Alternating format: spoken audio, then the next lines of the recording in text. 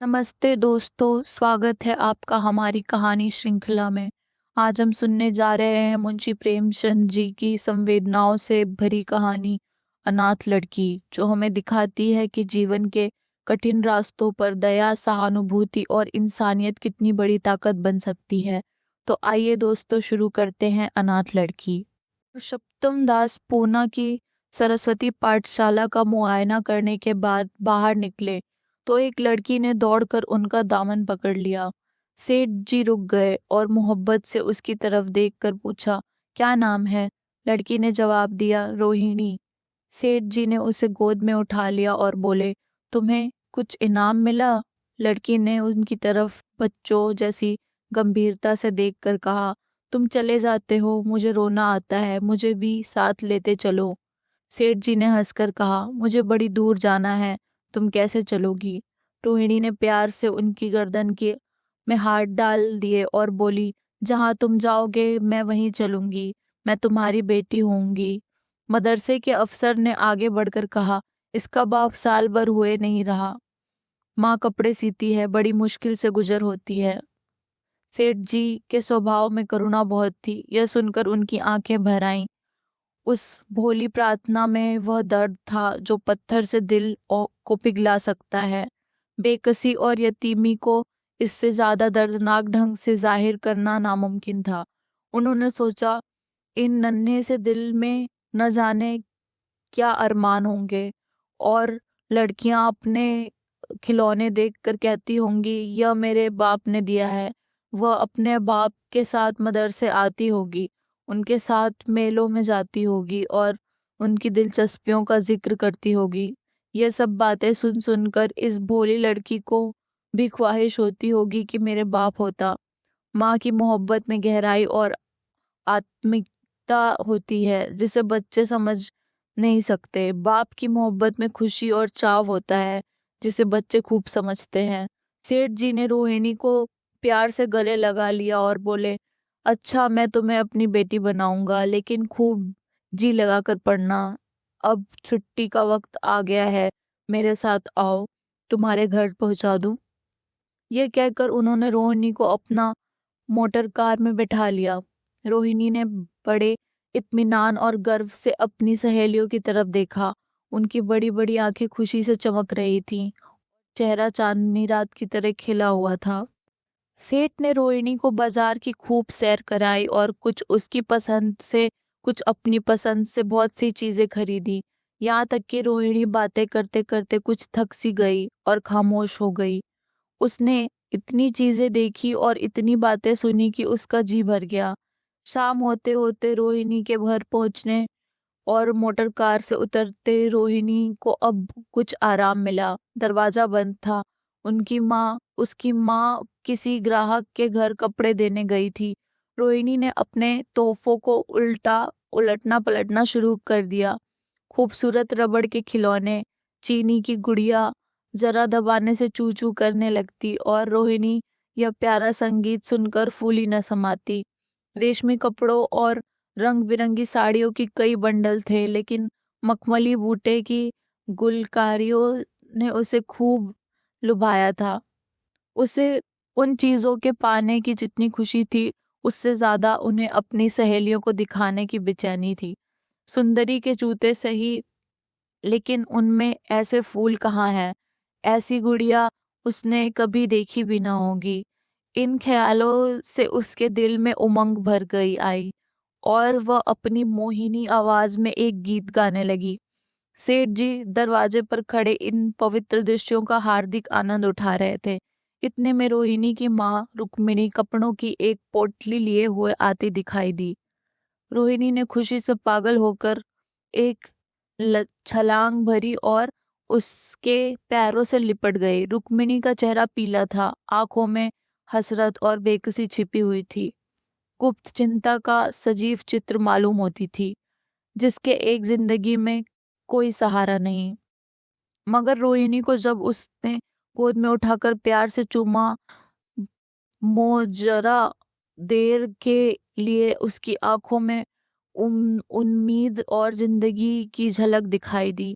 मुरझाया हुआ फूल खिल गया। बोली, आज तू इतनी देर तक कहाँ रही? मैं तुझे ढूंढने पाठशाला गई थी। रोहिणी ने हुमक कर कहा, मैं मोटर कार पर बैठकर बाजार गई थी, वहां से बहुत अच्छी अच्छी चीजें लाई हूँ। वह देखो कौन खड़ा है। माँ ने सेठ जी की तरफ ताका और लजाकर सिर झुका लिया। बरामदे में पहुंचते ही रोहिणी माँ की गोद में उतरकर सेठ जी की पास गई और अपनी माँ को यकीन दिलाने के लिए भोलेपन से बोला, क्यों, तुम मेरे बाप हो ना? सेठ जी ने उसे प्यार करके कहा, हाँ, तुम मेरी प्यारी बेटी हो। रोहिणी ने उनके मुंह की तरफ याचना भरी आंखों से देखकर कहा, अब तुम रोज यहीं रहा करोगे? सेठ जी ने उसके बाल सुलझाकर जवाब दिया, मैं यहाँ रहूंगा तो काम कौन करेगा? मैं कभी कभी तुम्हें देखने आया करूंगा, लेकिन वहां से तुम्हारे लिए अच्छी अच्छी चीजें भेजूंगा। रोनी कुछ उदास सी हो गई। इतने में उसकी माँ ने मकान का दरवाजा खोला और बड़ी फुर्ती से मैले बिछावन और फटे हुए कपड़े समेट कर कोने में डाल दिए कि कहीं सेठ जी की निगाह उन पर न पड़ जाए। यह स्वाभिमान स्त्रियों की खास अपनी चीज है। रुक्मिणी अब इस सोच में पड़ी थी कि मैं इनकी क्या खातिर करूं। उसने सेठ जी का नाम सुना था, उसका पति हमेशा उनकी बड़ाई किया करता था। वह उनकी दया और उदारता की चर्चाएं अनेकों बार सुन चुकी थी।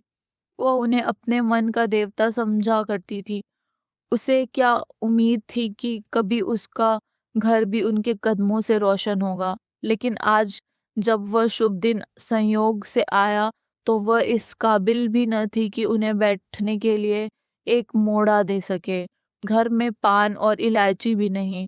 वह अपने आंसुओं को किसी तरह न रोक सकी।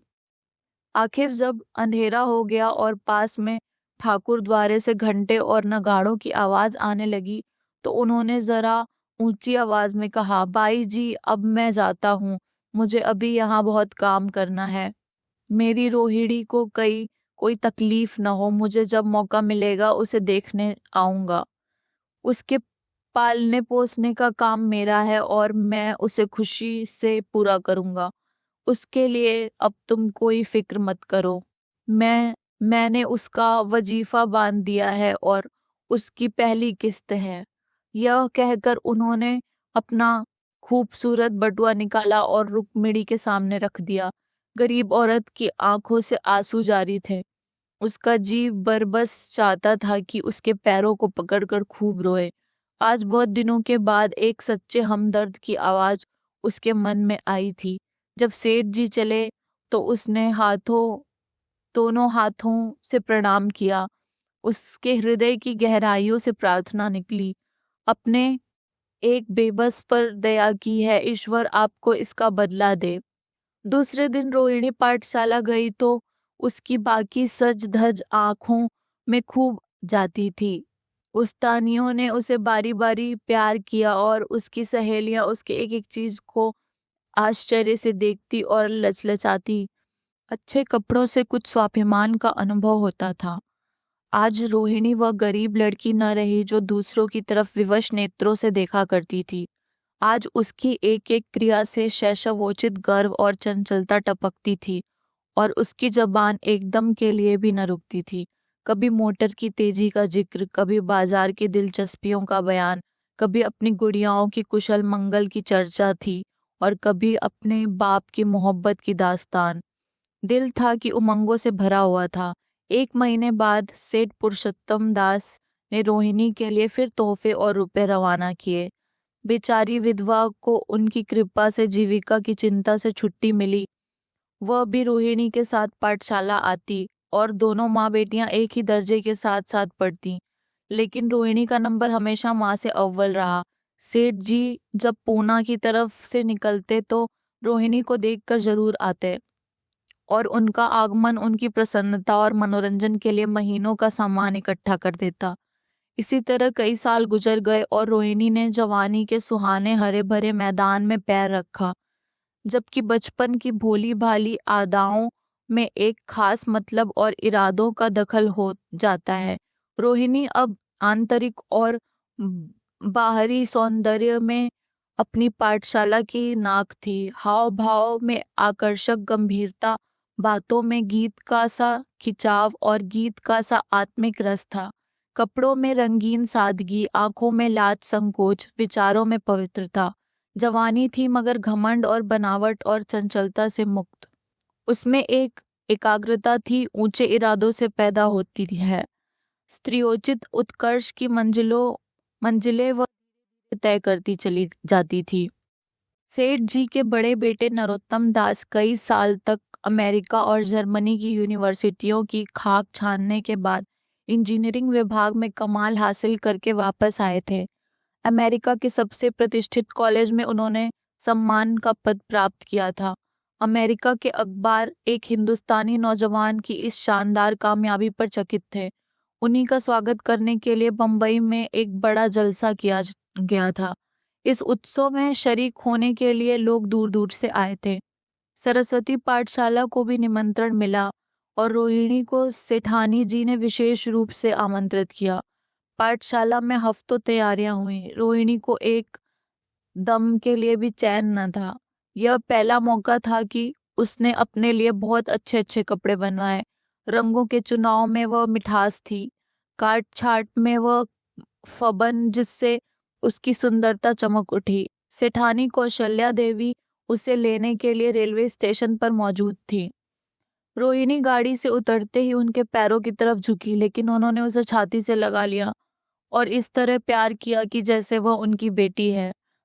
वह उसे बार बार देखती थी और आंखों से गर्व और प्रेम टपक पड़ता था। इस जलसे के लिए ठीक समुंदर के किनारे एक हरे भरे सुहाने मैदान में एक लंबा चौड़ा शामियाना लगाया गया था। एक तरफ आदमियों का समुद्र उमड़ा हुआ था, दूसरी तरफ समुद्र की लहरें उमड़ रही थीं। गोया वह भी इस खुशी में शरीक थी। जब उपस्थित लोगों ने रोहिणी बाई के आने की खबर सुनी तो हजारों आदमी उसे देखने के लिए खड़े हो गए। यही वो लड़की है जिसने अब की शास्त्री की परीक्षा पास की है। जरा उसके दर्शन करने चाहिए। अब भी इस देश की स्त्रियों में ऐसे रत्न मौजूद हैं। भोले भाले देश प्रेमियों में इस तरह की बातें होने लगीं। शहर की कई प्रतिष्ठित महिलाओं ने आकर रोहिणी को गले लगाया और आपस में उसके सौंदर्य और उसके कपड़ों की चर्चा होने लगी। आखिर मिस्टर पुरुषोत्तम तशरीफ लाए। हालांकि वह बड़ा शिष्ट और गंभीर उत्सव था, लेकिन उस वक्त दर्शन की उत्कंठा पागलपन की हद तक पहुंच चुकी थी। एक भगदड़ सी मच गई थी। कुर्सियों की कतारें गड़बड़ हो गई थीं। कोई कुर्सी पर खड़ा हुआ, कोई उसके हाथों पर। कुछ मनचले लोगों ने शामियाने की रस्सियां पकड़ ली और उन पर लटक गए। कई मिनट तक यही तूफान मचा रहा। कहीं कुर्सियां टूटी, कहीं कुर्सियां उल्टी, कोई किसी के ऊपर गिरा, कोई नीचे। ज्यादा तेज लोगों में धौल धप्पा होने लगा। तब बीन की सुहानी आवाजें आने लगी। रोहिणी ने अपने मंडली के साथ देश प्रेम में डूबा हुआ गीत शुरू किया। सारे उपस्थित लोग बिल्कुल शांत थे और उस समय वह सुरीला राग, उसकी कोमलता और स्वच्छता, उसकी प्रभावशाली मधुरता, उसकी उत्साह भरी वाणी दिलों पर वह नशा सा पैदा कर रही थी जिससे प्रेम की लहरें उठती हैं, जो दिल से बुराइयों को मिटाता है और उससे जिंदगी की हमेशा याद रहने वाली यादगारों पैदा हो जाती हैं। गीत बंद होने पर तारीफ की एक आवाज न आई। वहीं ताने कानों में अब तक गूंज रहे थे। गाने के बाद विभिन्न संस्थाओं की तरफ से अभिनंदन पेश हुए और तब नरोत्तम दास लोगों को धन्यवाद देने के लिए खड़े हुए, लेकिन उनके भाषण से लोगों को थोड़ी निराशा हुई। यो दोस्तों की मंडली में उनकी वक्तृत्वता के आवेग और प्रवाह की कोई सीमा न थी, लेकिन सार्वजनिक सभा में सामने खड़े होते ही शब्द और विचार दोनों ही उनसे बेवफाई कर जाते थे। जिन्होंने बड़ी बड़ी मुश्किलों से धन्यवाद के कुछ शब्द और कहे और तब अपनी योग्यता की लज्जित स्वीकृति के साथ अपनी जगह पर आ बैठे। कितने ही लोग उनकी योग्यता पर ज्ञानियों की तरह सिर हिलाने लगे। अब जलसा खत्म होने का वक्त आया। वह रेशमी हार और सरस्वती पाठशाला की ओर से भेजा गया था, मेज पर रखा हुआ था। उसे हीरो के गले में कौन डाले? प्रेसिडेंट ने महिलाओं की पंक्ति की ओर नजर दौड़ाई। चुनने वाली आंखें रोहिणी पर पड़ी और ठहर गईं। उसकी छाती धड़कने लगी, लेकिन उत्सव के सभापति के आदेश का पालन करना आवश्यक था। वह सर झुकाए हुए मेज के पास आई और कांपते हुए हाथों से हार को उठा लिया। एक क्षण के लिए दोनों की आंखें मिली और रोहिणी ने नरोत्तम दास के गले में हार डाल दिया। दूसरे दिन सरस्वती पाठशाला के मेहमान विदा हुए, लेकिन कौशल्या देवी ने रोहिणी को न जाने दिया। बोली, अभी तुम्हें देखने से जी नहीं भरा, तुम्हें यहाँ एक हफ्ता रहना होगा। आखिर मैं भी तो तुम्हारी माँ हूँ। एक माँ में इतना प्यार और दूसरी माँ में इतना अलगाव। रोहिणी कुछ जवाब न दे सकी। यह सारा हफ्ता कौशल्या देवी ने उसकी विदाई की तैयारियों में खर्च किया। 7वें दिन उसे विदा करने के लिए स्टेशन तक आई। चलते चलते वक्त उससे गले मिली और बहुत कोशिश करने पर भी आंसुओं को न रोक सकी। नरोत्तम दास भी आए थे। उनका चेहरा उदास था। कौशल्या ने उनकी तरफ सहानुभूतिपूर्ण आंखों से देखकर कहा, मुझे यह तो ख्याल ही न रहा। रोहिणी क्या यहाँ से पूना तक अकेले जाएगी? क्या हर्ज है? तुम चले जाओ, शाम की गाड़ी से लौट आना। नरोत्तम दास के चेहरे पर खुशी की लहर दौड़ गई, जो इन शब्दों में न छिप सकी। अच्छा, मैं ही चला जाऊंगा। वह इस फिक्र में थे कि देखे विदाई की बातचीत का मौका भी मिलता है या नहीं। आज वह खूब जी भरकर अपना दर्द दिल सुनाएंगे और मुमकिन हुआ तो उसे लाज संकोच को जो उदासीनता के पर्दे में छिपी हुई है मिटा देंगे। रुक्मिणी को अब रोहिणी की शादी का फिक्र पैदा हुई। पड़ोस की औरतों में इसकी चर्चा होने लगी थी। लड़की इतनी सयानी हो गई है, अब क्या बुढ़ापे में ब्याह होगा?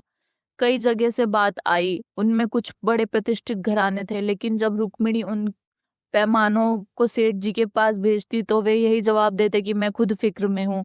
रुक्मिणी को उनकी यह टाल मटोल बुरी मालूम होती थी। रोहिणी को बंबई के लौटे महीना भर हो चुका था। एक दिन वह पाठशाला से लौटी तो उसे अम्मा की चारपाई पर एक खत पड़ा हुआ मिला।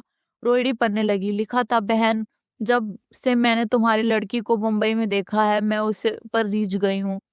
अब उसके बगैर मुझे चैन नहीं है। क्या मेरा ऐसा भाग्य होगा कि वह मेरी बहू बन सके? मैं गरीब हूँ, लेकिन मैंने सेठ जी को राजी कर लिया है। तुम भी मेरी यह विनती कबूल करो। मैं तुम्हारी लड़की को चाहे फूलों की सेज पर न सुला सकूं, लेकिन इस घर का एक एक आदमी उसे आंखों की पुतली बनाकर रखेगा। अब रहा लड़का, माँ के मुंह से लड़के का बखान कुछ अच्छा नहीं मालूम होता, लेकिन यह कह सकती हूँ कि परमात्मा ने यह जोड़ी अपने हाथों से बनाई है। सूरत में, स्वभाव में, विद्या में, हर दृष्टि से वह रोहिणी के योग्य है। तुम चाहे से चाहो अपना इत्मीनान कर सकती हो। जवाब जल्द देना। और ज्यादा क्या लिखूं? नीचे थोड़े से शब्दों में सेठ जी ने उस पैगाम की सिफारिश की थी। रोहिणी गालों पर हाथ रखकर सोचने लगी। नरोत्तम दास की तस्वीर उसकी आंखों के सामने आ खड़ी हुई। उनकी वह प्रेम की बातें जिनका सिलसिला बंबई से पूना तक नहीं टूटा था, कानों में गूंजने लगी। उससे एक ठंडी सांस ली और उदास होकर चारपाई पर लेट गई। सरस्वती पाठशाला में एक बार फिर सजावट और सफाई के दृश्य दिखाई दे रहे हैं। आज रोहिणी की शादी का शुभ दिन है। शाम का वक्त, बसंत का सुहाना मौसम। पाठशाला के दारों दीवार मुस्कुरा रहे हैं और हरा भरा बागीचा फूला नहीं समाता। चंद्रमा अपनी बारात लेकर पूरब की तरफ से निकला। उसी वक्त मंगलाचरण का सुहाना राग उस रूप पहली चांदनी और हल्के हल्के हवा के झोंकों में लहरें मारने लगा। दूल्हा आया। उसे देखते ही लोग हैरत में आ गए। यह नरोत्तम दास थे। दूल्हा मंडप के नीचे गया। रोहिणी की माँ अपने को रोक न सकी। उसी वक्त जाकर सेठ जी के पैरों पर गिर पड़ी। रोहिणी की आंखों से प्रेम और आनंद के आंसू बहने लगे। मंडप के नीचे हवन कुंड बना था। हवन शुरू हुआ।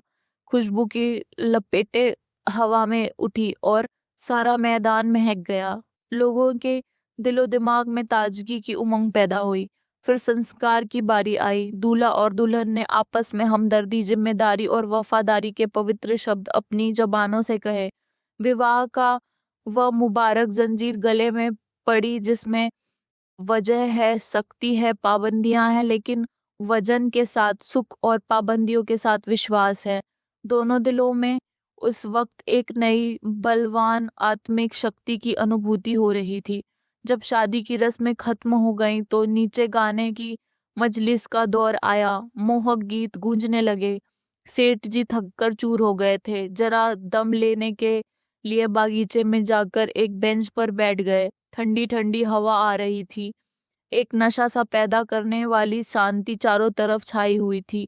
उसी वक्त रोहिणी उनके पास आई और उनके पैरों से लिपट गई। सेठ जी ने उसे उठाकर गले से लगा लिया और हंसकर बोले, क्यों, अब तो तुम मेरी अपनी बेटी हो गई।